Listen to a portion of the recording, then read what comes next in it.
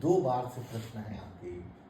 पिछली बार भी 2 बार इसका प्रश्न आपने किया था। ये लकड़हारे क्या जो जैसे ठंड आपके अंदर घुसी हुई है, ठंड से मुक्त नहीं हो पा रही है, वैसे ही इस कहानी से आप मुक्त नहीं हो पा रही है। आज मुक्त हो जाइएगा, ये वो आपको भेज देंगे।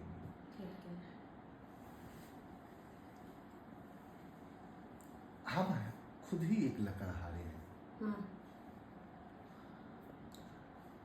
पहले का आदमी इतना सरल था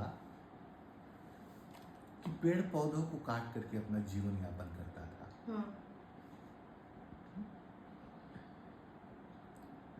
आज का आदमी इतना कॉम्प्लिकेटेड है कि वह दूसरे की हत्या करके अपने जीवन का यापन कर रहा है। कैसे? कैसे? हर आदमी हत्यारा है आज। आप प्रोफेसर हैं,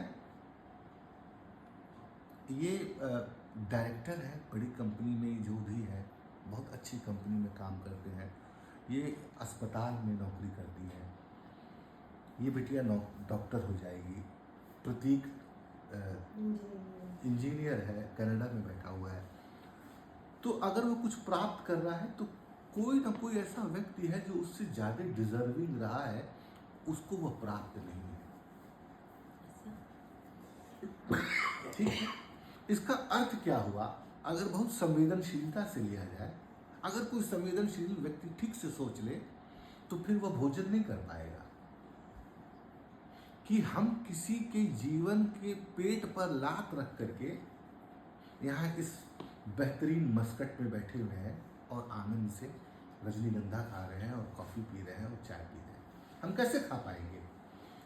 तो इस जीवन की सबसे बड़ा संकट यह आया कि जैसे जैसे समृद्धि बढ़ी, जैसे जैसे संस्कृति बढ़ी, वैसे वैसे हम बाहरी प्रकृति की तरफ जितने संवेदनशील हुए, हमारी आत्मिक संवेदनशीलता खत्म हो गई। और यही इस नई दुनिया का सबसे बड़ा संकट है। कहते हैं कि परमहंस इतने संवेदनशील थे कि जब कोई घास पर चलता था तो उनकी पीठ पर निशान हो जाते थे। वो फील दर्द जो, तो मामला लकड़हारे की पुरानी किस्से का नहीं है, हम वही लकड़हारे हैं। पहले तो आदमी सहज था कि पेड़ पौधों को काट करके अपना जीवन यापन करता था। हम इतने असंवेदनशील हो गए हैं कि हम रोज हत्या कर रहे हैं और हम आनंदित हैं। इसका पश्चाताप क्या होगा?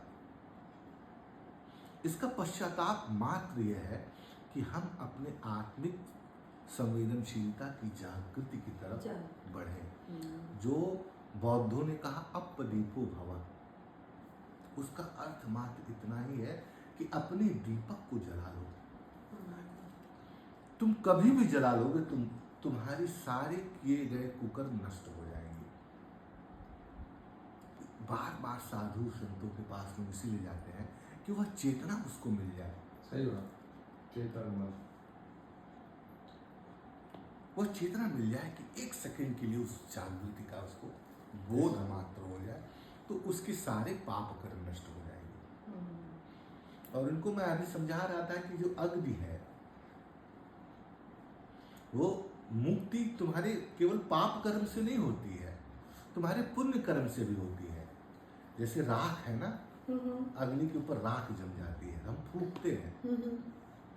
फूकने का अर्थ ये कि हम अपने पुण्य और पाप को दोनों को फूक के मिटाएंगे। जब तक नहीं, तब तक हम मुक्त नहीं हो पाएंगे। और वह मुक्ति आत्मिक संवेदनशीलता की जागृति पर ही निर्भर है। उसकी तरफ हमारे कोई कदम नहीं है। हम रोज जप ले रहे हैं, पूजा कर ले रहे हैं, तो जगत में जो कुछ प्राप्त करना है थोड़ा बहुत प्राप्त भी हो जाता है, क्योंकि प्रकृति के नियम है, तांत्रिक नियम है, वो फल मिलता है उसका। लेकिन यह फल वही है जो आप अस्पताल में नौकरी करके पा रही हैं, यूनिवर्सिटी में नौकरी करके पा रही हैं। इससे क्या फायदा होगा? एप्पल फोन हो जाएगा, एक घर हो जाएगा, अंततः तो बेकार है। ओके, इनको फॉरवर्ड